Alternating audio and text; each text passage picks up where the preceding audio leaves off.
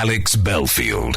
We're back here at Dancing on Ice, and we're with one of my favourite people ever, Bonnie Langford. How are you? I'm very well, especially after that introduction. Thank you. It's interesting, because I've interviewed you about 3 million times, whether it be up here in theatre, whether it be in London, in Chicago, or whether it be one TV project or another, and now you're on ice.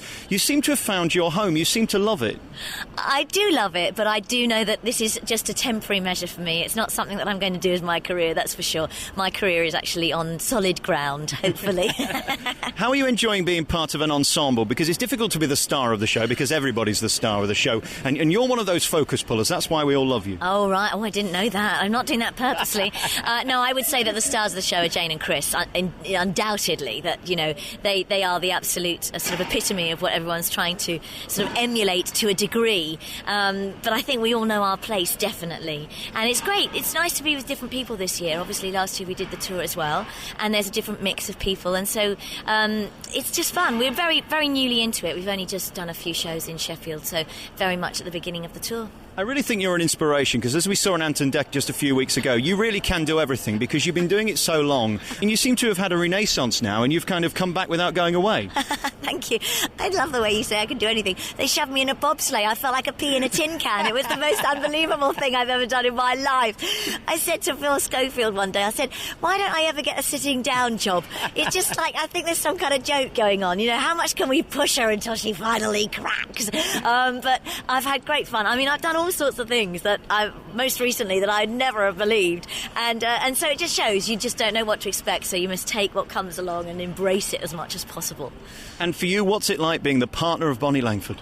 Oh, it's absolutely brilliant, yeah. I mean, I'm the tallest skater, I got a shortest partner, so I mean the partnership works brilliantly, yeah. So we got some really good stuff happening. So she's such a professional, such hard worker. You know, I came to it and same like, okay, well, let's do some skating. And so I was so tired after we started, and so it was 5 hours a day, and she would not stop.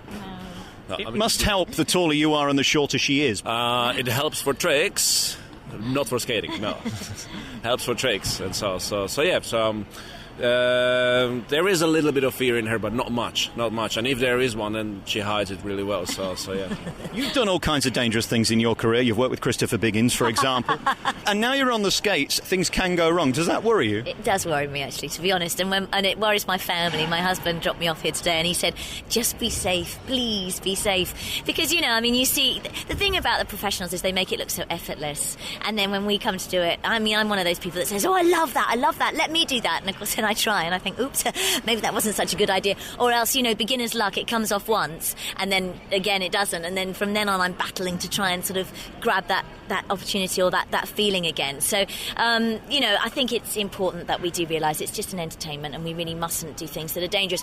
I think people like the idea that there is that jeopardy, but they like the fact that if somebody does happen to trip up or fall over, they get up again. I think the worst thing that would be, and touch wood, it never happens, is that somebody falls over and then doesn't get up, because then the whole idea of the show has really changed. It changes the whole dimension of it, and that's not good. I mean, I was trying to think earlier, other than Hook, there aren't many roles in the West End for a lady with one leg or one arm, really, are there? I felt like saying ask Heather Mills. I don't know. We better not do any jokes about her. She might sue. Yeah, we won't go there. Congratulations on being you. You're such an inspiration, and you seem to love it as much as you always did, which I think is wonderful. Well, you have no idea how much you've warmed my soul by saying those things. Thank you very much indeed. Thank you, Bonnie Langford, and thank you for talking to me as well and being so enormous. Yeah, well, I mean, that's great effort to be so big, yeah, is it? I'm lucky to have such a statuesque partner. He's fantastic, and we're getting on really well. You waited 30 years for this, haven't you? Yeah, I have. The tallest person I've ever worked with. It's wonderful, and on skates too. How exciting! Thanks, Bonnie. Thank you. Thank you. The Alex Belfield In Conversation podcast with daisymedia.co.uk.